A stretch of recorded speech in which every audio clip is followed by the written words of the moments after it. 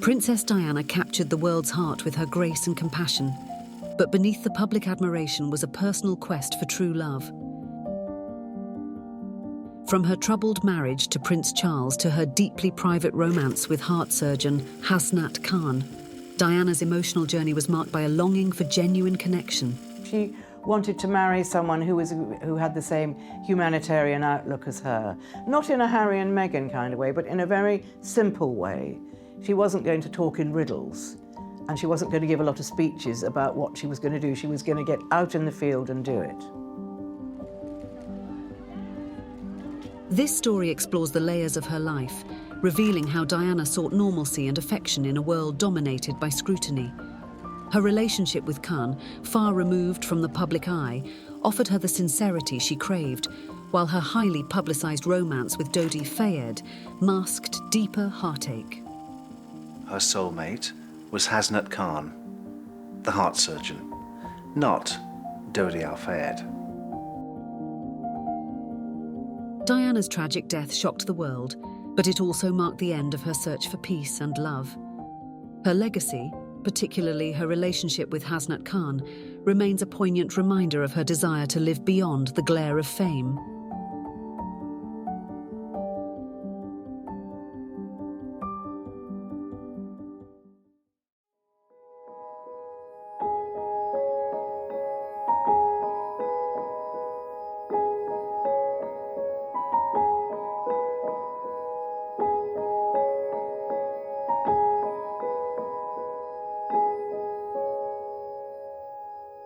I personally think that Diana fell in love with Prince Charles.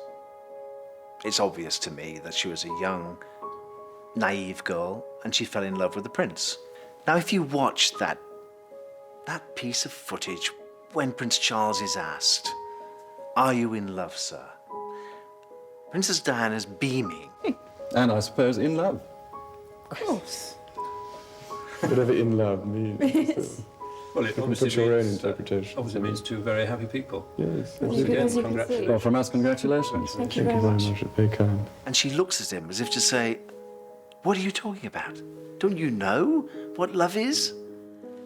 That was the problem from the beginning. Charles didn't really know what love was. When Lady Diana Spencer married Prince Charles in 1981, the world was captivated. The young and shy Diana seemed to embody the perfect fairy tale princess, stepping into a global spotlight with grace. The wedding was a grand spectacle, watched by millions, and many believed it marked the beginning of a royal love story. But beneath the surface, cracks in their relationship were already forming. I think after Harry was born, the relationship seriously broke down. It just hadn't worked out like both of them expected. And even before the wedding, Diana had serious doubts, and so did Charles. Charles's friends, his close friends, warned him, "This is not going to work, Charles. She's too young, she's too naive, and you're an imaginary prince. She doesn't know you at all."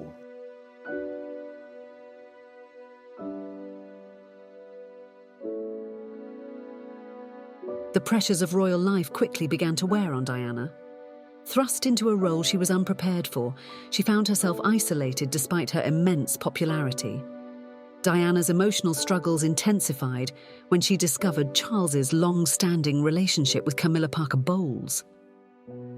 Camilla had been a significant figure in Charles's life before Diana, and it became clear that his feelings for her had never waned. As Charles grew more distant, Diana became trapped in a lonely and emotionally desolate marriage.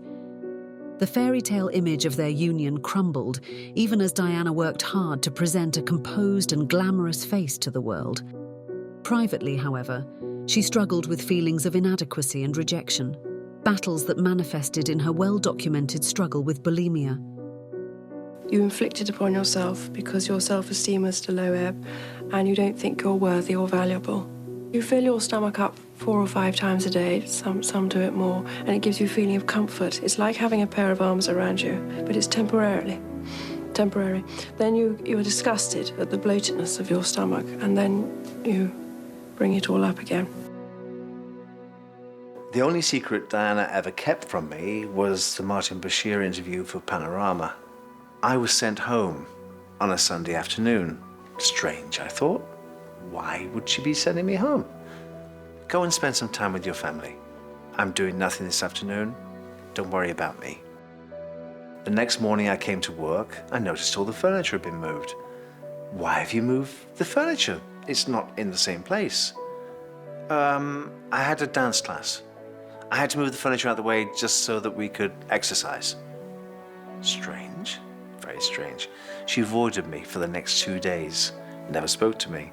And then she told me that she'd made a recording with Martin Bashir for Panorama. What have you said? Well, I just put the record straight, she said. I think every strong woman in history has had to walk down a similar path, and I think it's the strength that causes the confusion and the fear. Why is she strong? Where does she get it from? Where is she taking it? Where is she going to use it? Something like 31 million people stopped in their tracks on that Monday night and couldn't believe what they were seeing. The Princess of Wales bearing her heart on national television. We couldn't take our eyes away from it. We couldn't believe what we were hearing. Do you think Mrs. Parker Bowles was a factor in the breakdown of your marriage? Well, there were 3 of us in this marriage, so it was a bit crowded. Diana's candidness sent shockwaves through the royal family and the public, marking a turning point in the breakdown of her marriage. This moment revealed the extent of her heartache and loneliness, and for many, it signalled the inevitable end of their union.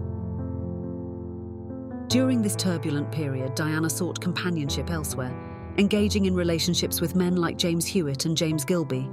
However, the intense media scrutiny that followed her every move complicated these romances.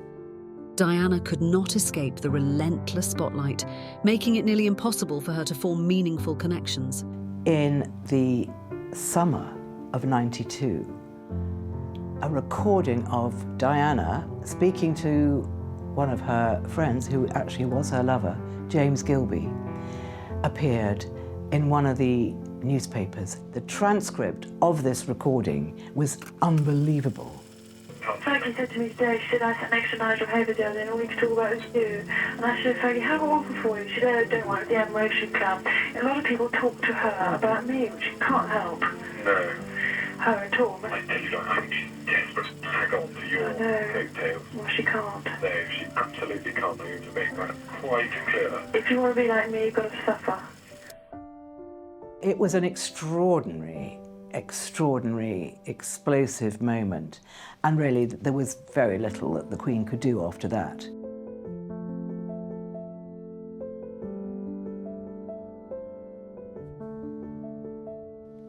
The Queen realised that this couldn't go on, because it was taking up all the news, and there were important things happening. The monarchy has no power, they only have influence, and at this moment it was their shenanigans that were making the news, which is completely wrong. And she was very concerned about the institution of the monarchy with all this scandal going on. She thought there's only one thing to do, and the Queen is head of the church, and the last thing she wants is a divorce.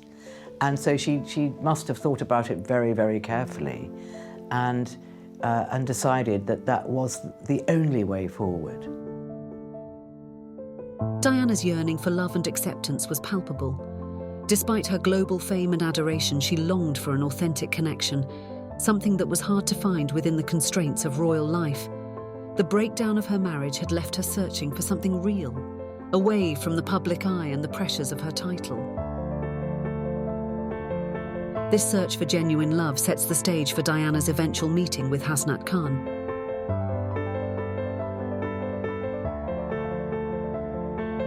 After enduring a deeply troubled marriage and numerous failed relationships under the harsh gaze of the media, Diana began to seek something different, a relationship that offered her peace, privacy, and a sense of normalcy. The unravelling of her marriage to Charles had not only marked the end of a royal fairy tale, but also pushed Diana toward the possibility of finding a true and lasting connection outside the royal circle.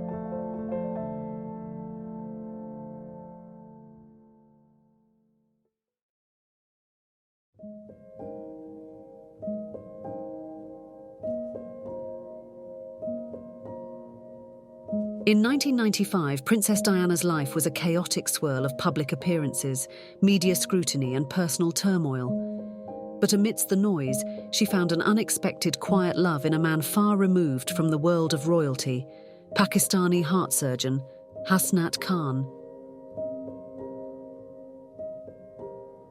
Their relationship, shrouded in secrecy, represented Diana's longing for a genuine connection, something rooted in trust, privacy, and normalcy. Towards the end of her life, of course, she found her soulmate. Her soulmate was Hasnat Khan. Hasnat Khan had been the princess's companion for over 2 years. Nobody knew about Hasnat Khan. That was not played out on the world stage. I was the one that went out with my car, brought people back to Kensington Palace in the back seat of my car underneath a blanket, just to give the princess some love. All she was ever looking for was to be loved. She used to say to me, all I ever want, Paul, is a man to put their arms around me and say, I love you. That's not too much to ask, is it? And that's what she was searching for. Diana first crossed paths with Hasnat at the Royal Brompton Hospital, where she was visiting a friend recovering from surgery. Dr. Hasnat Khan, however, was absorbed in his work and took no special notice of the world's most famous woman. For a princess who was accustomed to being the centre of attention, this nonchalant indifference was disarming and, as Diana reportedly found, irresistibly attractive.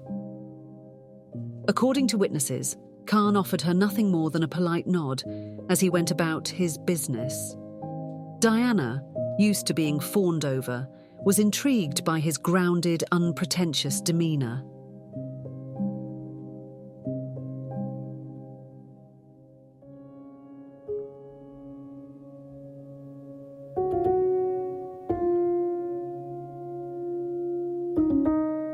Hasnat Khan was not a man of spectacle or glamour. Born in Jhelum, Pakistan, and raised in a middle-class Muslim family belonging to the Pathan tribe, he grew up with deeply rooted cultural values. His academic and professional achievements were stellar, earning his PhD at Imperial College, as well as degrees in medicine and surgery, and ultimately becoming a Fellow of the Royal College of Surgeons. But despite these accolades, he remained humble, focusing on saving lives rather than basking in fame. This grounded nature contrasted sharply with Diana's highly public existence, and it was this difference that drew her to him. Diana's early attempts to attract Hasnat's attention became something of a quiet game. She found reasons to visit the hospital more often, striking up conversations with patients and medical staff, all while hoping to catch a glimpse of the elusive heart surgeon. Hasnat Khan was a heart doctor, and Diana loved doctors, and she was fascinated by the human body and how it worked, and she loved healing and saving lives. So she was at the Brompton Hospital, which she used to visit at very odd hours, sometimes in the middle of the night, and she'd been doing a little round of visits there, just involuntary, not announced or anything. And she got into the lift with Hasnat Khan, and she just looked at him and thought, "You're wonderful." And then she pursued him, and eventually she got him. What set Hasnat apart from Diana's previous relationships was the quiet, genuine love that formed between them. It wasn't tainted by the weight of her royal obligations or the constant presence of the media. For Diana, Hasnat represented something she had always craved: an intimate connection based on mutual trust, sincerity, and the ordinary rhythms of life. Their love unfolded away from the spotlight with secret meetings and carefully guarded rendezvous. Diana even disguised herself during outings with Hasnat, once donning a black wig and glasses for an evening at Ronnie Scott's jazz club.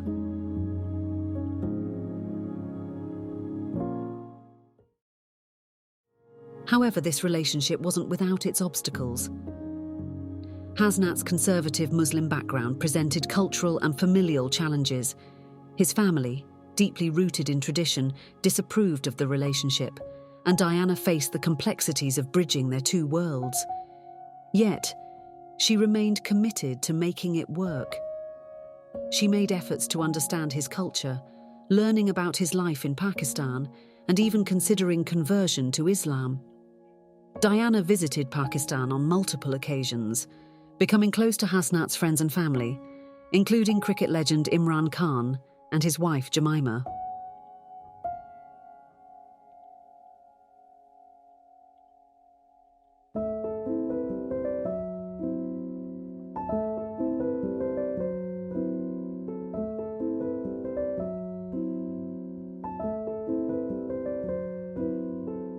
Their love, though intense, had to navigate the tension between Diana's yearning for a normal life and her royal responsibilities. The media's relentless pursuit of Diana eventually extended to Hasnat, with reporters slowly uncovering details of their romance. But Diana was determined to shield their relationship from the public eye. She used fake names like Dr. Armani when calling him at the hospital, and found joy in the simple moments they shared, like Hasnat bringing her takeovers to Kensington Palace, or Diana sneaking into his call room at the hospital for stolen nights together. Diana was deeply serious about Hasnat, and she made efforts to support his career, hoping they could one day build a peaceful life away from the royal glare. According to reports, she even dreamed of moving abroad with him, far from the pressures of the British tabloids. On July 4th, 1996, the day she was finally granted a divorce from Prince Charles, Diana wore a traditional ivory shalwar kameez, symbolic of her love for Hasnat and her new chapter in life. With him, Diana had found a love that was simple and pure, a love that made her feel truly fulfilled for the first time in years. This relationship, unlike any Diana had before, was rooted in emotional depth and trust. Hasnat Khan, the man who cared nothing for titles or fame, was the secret love of her life, the one who gave her the genuine connection she had long desired, away from the relentless public spotlight.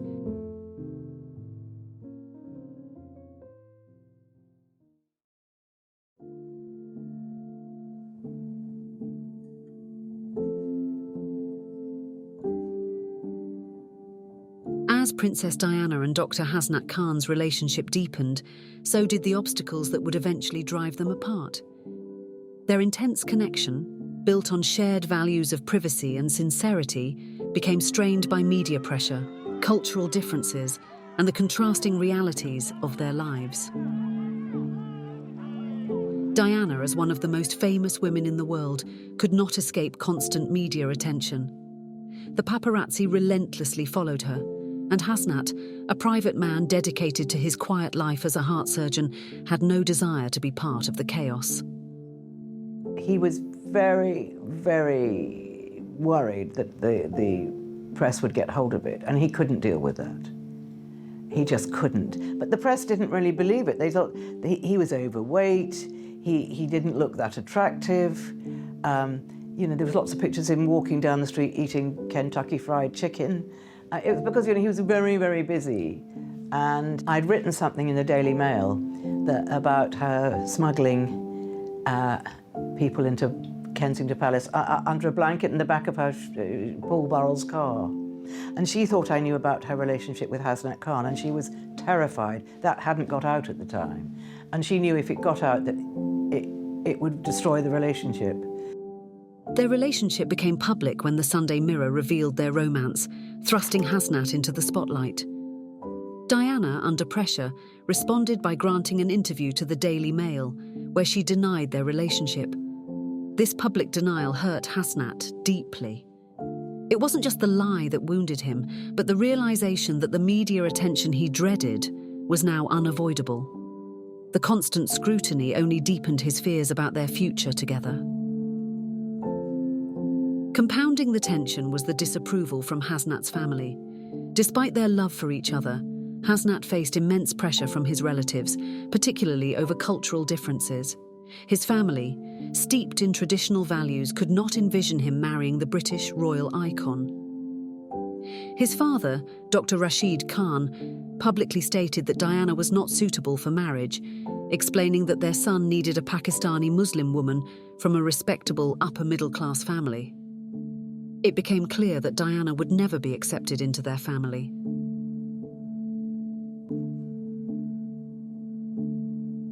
Despite these challenges, Diana remained determined. In May 1997, she flew to Pakistan without informing Hasnat and met his family in Lahore. Although they were polite, it was evident that her charm and status weren't enough to sway them. Hasnat's mother was firm in her belief that their relationship would not lead to marriage. Diana, driven by her love for Hasnat, began to realise that these cultural barriers were too great.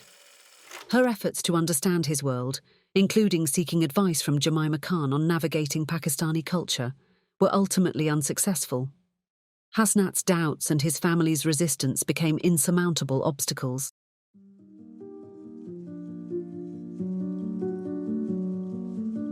For Diana, who had endured years of emotional turmoil, stability and commitment were essential. She longed for a love that could provide her with the security she craved. Hasnat, whom she loved deeply, couldn't give her that stability. His desire to avoid the public eye left her feeling abandoned at times. Despite their emotional connection, the gap between their worlds was too wide to bridge. The final break came in the summer of 1997. For Hasnat, the pressures surrounding their relationship had become overwhelming. He realised that a marriage to Diana would drastically change his life in ways he wasn't prepared for. As he later explained, "My main concern about us getting married was that my life would be difficult because of who she was." He also worried that if they had children, they would never have the chance to live a normal life, something he found hard to accept.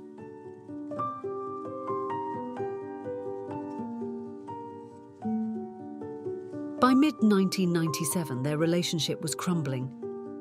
Diana's decision to join Mohammed Al Fayed on his yacht, where she met his son Dodi, further strained their already fragile bond. On July 10th, Hasnat had spent the night with Diana at Kensington Palace, but by the end of the month, she was photographed with Dodi on the Jonakal, fueling rumours of a new romance. Ultimately, Diana and Hasnat's relationship was a casualty of external pressures and incompatible lifestyles. Though their love was real, the overwhelming forces of media intrusion, cultural differences, and conflicting desires were too powerful to overcome. Their story ended in heartbreak, just weeks before Diana's tragic death.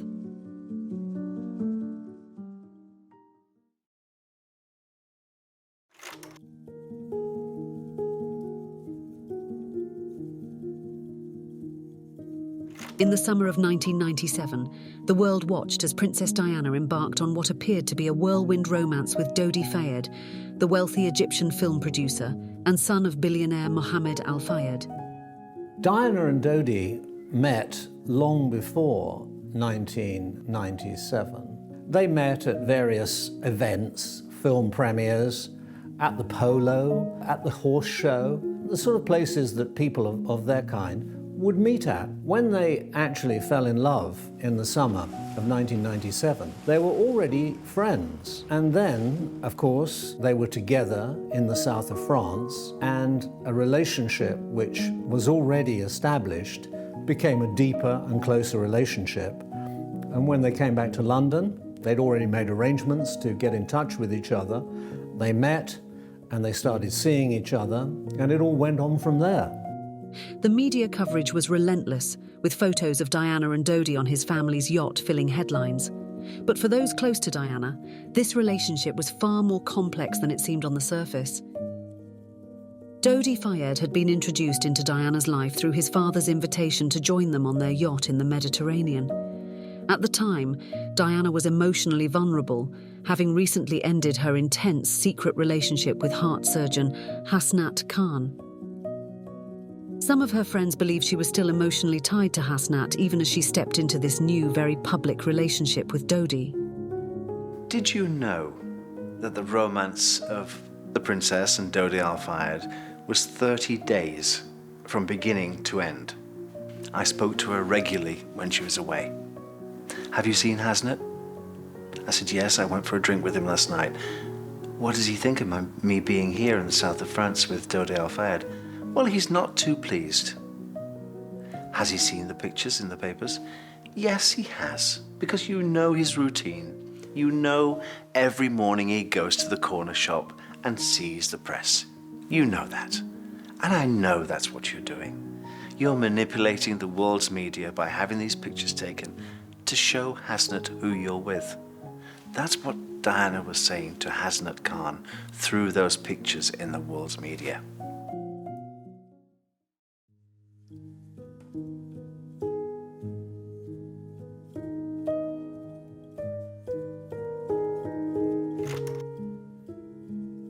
To the world, Diana and Dodi appeared to be madly in love, but insiders suggest something different. Diana's relationship with Dodi may have been less about true love and more about distraction. Friends of Diana, like Rosa Monckton, later said they believed Diana was using her time with Dodi to make Hasnat jealous. The luxury vacations, lavish yacht trips and constant media attention were almost too perfectly orchestrated. Diana knew that her every move was being watched, and perhaps by stepping into this glamorous romance with Dodi, she hoped to provoke a response from Hasnat. I knew Dodi, and he was probably one of the most charming people you could ever meet. And he's always so rather cool. Had an American accent, beautifully dressed, and he treated Diana like the princess she was.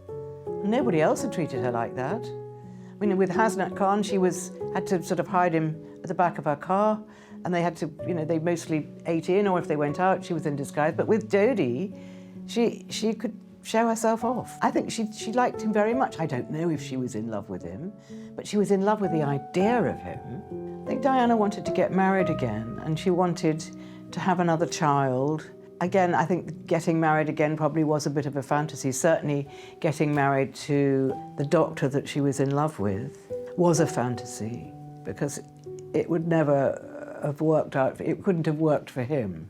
But she did want to get married again, very much so. In a way, I think she wanted to find someone that could work with her. In a way that it was what she'd hoped for when she married Prince Charles. On July 10th, 1997, the night before she went to Saint-Tropez, Hasnat stayed with her at Kensington Palace. When Diana went to Saint-Tropez with Mr. Al-Fayed, everything was fine between us, Hasnat told police, investigating her death. After a few days, I felt something was wrong. Her mobile kept going on to answer phone. When she returned home, Diana met Hasnat in Battersea Park. He recalled how she was not her usual self. He told her he thought she had met someone else, and it must be someone with a connection to Al-Fayed. She denied there was anyone else. They arranged to meet the following day at Kensington Palace.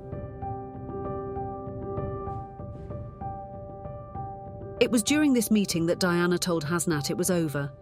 He recalls saying to her, "You are dead," meaning her reputation was dead. He said this because he was sure Thatch was involved with Mohammed Al-Fayed's group, and that was how he felt about anyone involved with them.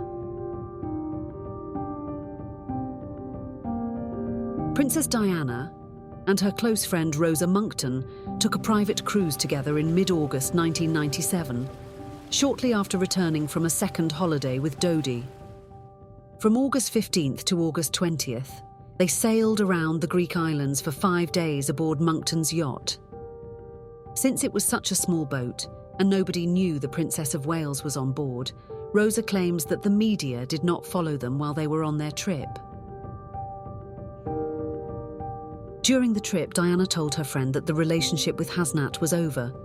Dodi was going to give her a ring, but she said it was going firmly on her right hand. Diana's friend said that the relationship had broken down because of Diana's frustration with Hasnat. He wouldn't agree to marry her or even take the relationship public. Dodi was designed to make him jealous. 20th August, Diana arrives in the French Riviera. It is here where the photographs that were shown across the world were taken. The clear message: Diana was in love, and this time for real.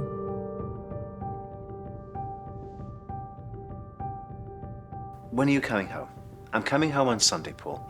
I'm just bored. I'm on this boat. It's freezing cold downstairs. It's boiling hot on deck. I'm sending these pictures out, and nobody's coming back to me.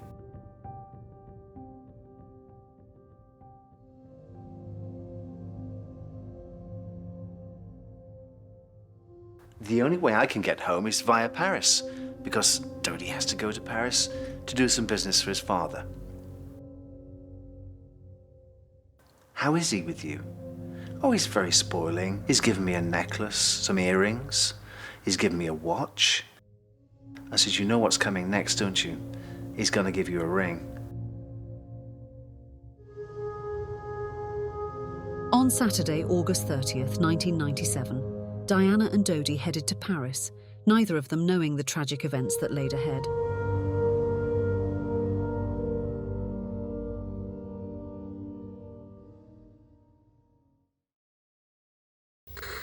The princess, who was sitting alongside, suffered terrible chest injuries. We have reports from Paris that Diana, Princess of Wales, has been in a car accident.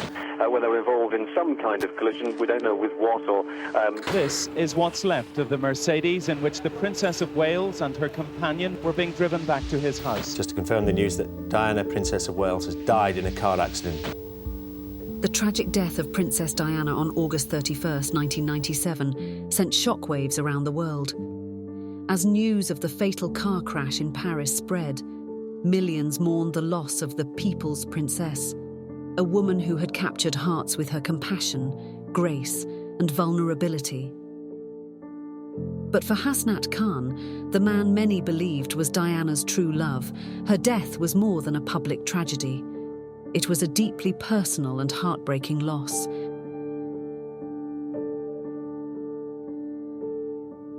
Diana's relationship with Dodi Fayed had captured the media's attention during the summer of 1997. However, behind the glamorous headlines, Diana's heart was still tethered to Hasnat Khan. Her relationship with Dodi, as many of her close friends believed, was less about love and more about moving on from the intense emotional connection she had with Hasnat. Some even speculated that Diana was trying to make Hasnat jealous, frustrated that he had not committed to a public future with her. In a cruel twist of fate, the very force that drove Diana and Hasnat apart, the relentless attention of the paparazzi, would also contribute to her untimely death.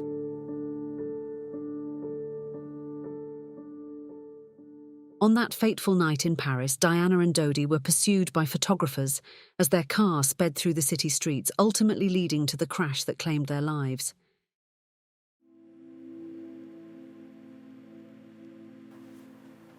It's now the 31st of August, the late hours. I just returned from the theatre.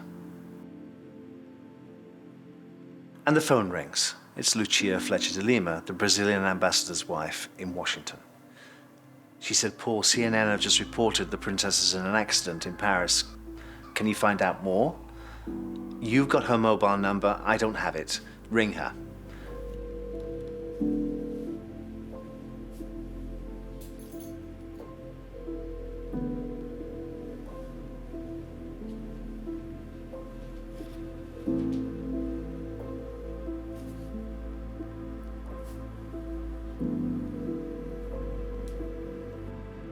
And it rang and rang and rang. And I thought that's strange because in those days, mobile phones were in their infancy, but she always carried it with her. I didn't know that it was just ringing out on a marble top inside the suite at the Ritz in Paris. I had no idea where this phone was.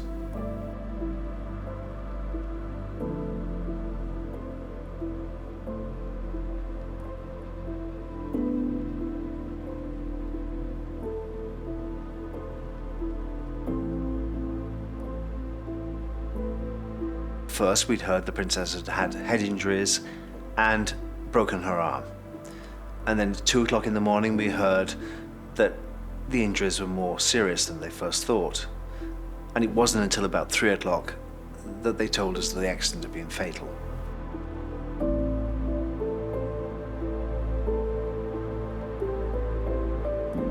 And I was on the first flight to Paris the next morning.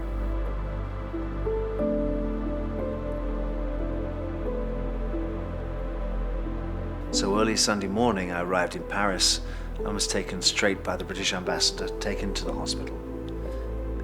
And I remember going into the elevator, and the elevator doors opening on the first floor, and looking down the corridor and seeing 2 gendarmes stood outside of a door. And I thought, that's where she is. So I was led, not to that room, but to the room next door, where I waited for a while with an Anglican priest and a Roman Catholic priest. Nurse Humbert was the French nurse on duty, a small, petite nurse that could only speak broken English. And she came to me and said, "Paul, would you like to go in to see the princess?" I said, "Yes, I would."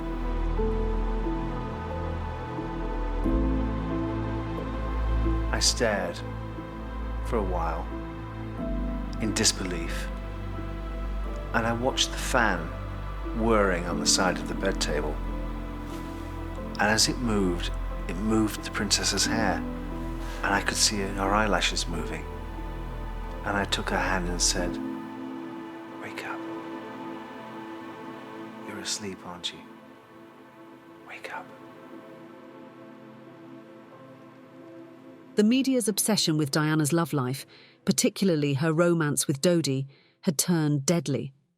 And for Hasnat, this was a devastating reminder of the price Diana paid for her fame. Although they had broken up, there was an undeniable bond between them, one rooted in trust and a shared desire for a normal private life. Reports suggest that Hasnat had hoped to reconcile with Diana, and that he still cared deeply for her. I didn't find out until recently that he called her the day before she died on her mobile phone. He called her to try and patch up their relationship. Had she returned to London, I truly believe the romance between Hasnat Khan and the princess would have been rekindled. It was too strong. It was too deep. They were true soulmates. While many of Diana's friends grieved publicly, Hasnat chose to mourn in his own quiet way. Though he did attend the funeral, he arrived alone, keeping a low profile amidst the global outpouring of sorrow. His quiet presence at the service, away from the media's spotlight, reflected his deep respect for Diana and his desire to honour her in a manner true to the private nature of their relationship. It was a final silent tribute from the man who had once been the love of her life. Though he could have written a book or given countless interviews to profit from his relationship with Diana, he chose to stay silent for years. It wasn't until much later that he spoke in just a couple of interviews, a decision that speaks volumes about his character. When she came to Pakistan, this was a country that she had fond memories of, wasn't it? Yes, I think she enjoyed her time here. She really liked the days she spent here, I think. And meeting your family, that must have been a special moment for her and for them. I think it definitely was for my family, and I think she enjoyed the afternoon tea with them. I think that's a long time ago now, 1996, I think. What do you hope this inquest will establish? I mean, what are the most important things you would like people to be aware of at the end of all of this? I hope it settles all the questions which have been asked. And for me, I think it's important that this is the end of it, and people can move on.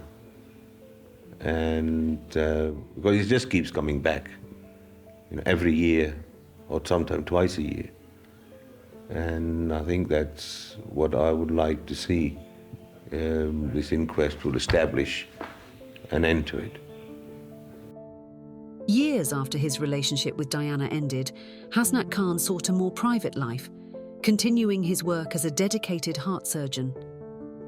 In 2006, he married Hadia Sher Ali, a woman from a prominent Afghan family, but their marriage lasted only 18 months before they divorced. Though Hasnat has always shied away from the media spotlight, he continues to make a meaningful impact in his field.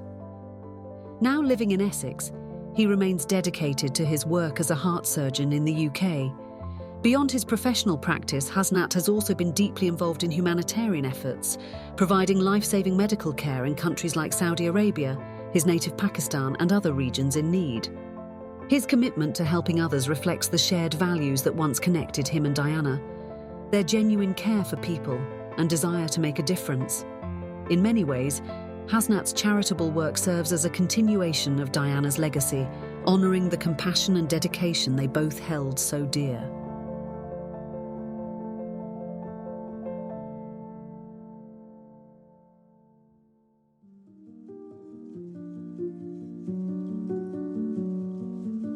For Diana, who had spent much of her life in search of true affection, Hasnat represented something rare. A genuine connection, untainted by the pressures of royal life or public opinion. Though their relationship ultimately faltered under the weight of cultural differences and Hasnat's desire for privacy, it left an indelible mark on both their lives. In the end, the very thing Diana sought to escape, relentless media attention, was what claimed her life. The paparazzi, who had hounded her every move, became a tragic symbol of the price she paid for being so publicly adored. Yet, in her final years, Diana's search for love was also a search for peace. And while her relationship with Dodi Fayed dominated the headlines in the days leading up to her death, it was Hasnat Khan who many believe held her heart until the very end. Princess Diana's life, filled with contradictions and complexities, remains a poignant reminder of the human need for love and connection. Her legacy, marked by her compassion for others and her vulnerability, endures as a symbol of grace under pressure. For Hasnat Khan, the man who shared her private world, the story of their love remains a bittersweet chapter in the life of a woman who was loved by millions, but longed for just one person to truly see her.